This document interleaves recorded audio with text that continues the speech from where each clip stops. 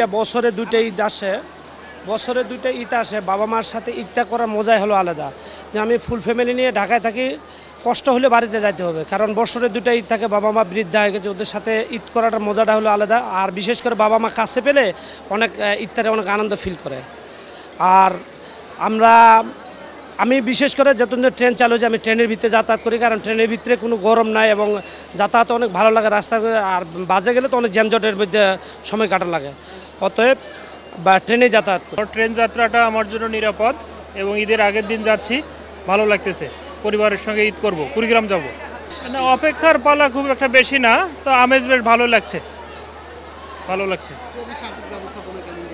ট্রেনের সার্বিক ব্যবস্থাপনা ভালো, তবে অনলাইনে টিকিট পাওয়াটা একটু কঠিন, অনেক চাপ থাকে তো, একবারে অনেকেই চেষ্টা করেন, এজন্য অনলাইনে টিকিট পাওয়া কঠিন। পরিবার নিয়ে ঈদের আমেজ, ট্রেন যাত্রা খুবই আনন্দের।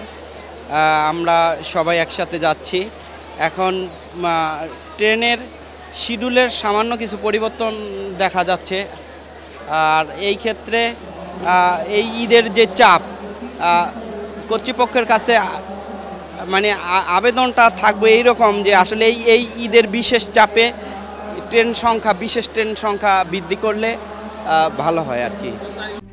RICL TMX, যুগের পর যুগ স্থাপনা থাকে মজবুত। আমি জামালপুরে যাব। ট্রেনের যাত্রা তো ভালোই লাগে, অনেক বাতাস থাকে বাইরে। দাদু বাসায় যাব আর নানু বাসায় যাব।